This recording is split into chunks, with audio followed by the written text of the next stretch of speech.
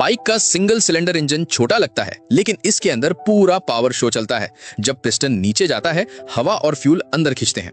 ऊपर आता है तो वही मिश्रण कंप्रेस होकर एक पावरफुल ब्लास्ट के लिए तैयार होता है। स्पार्क प्लग चिंगारी मारता है, ब्लास्ट होता है और पिस्टन को जोर से नीचे धक्का मिलता है।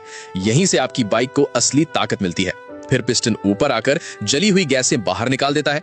ये 4 स्ट्रोक साइकिल हर सेकंड कई बार रिपीट होता है और सिर्फ एक सिलेंडर ही आपकी पूरी बाइक को स्मूथ, तेज और रिस्पॉन्सिव बनाकर रखता है। यही है सिंगल सिलेंडर का असली मैजिक।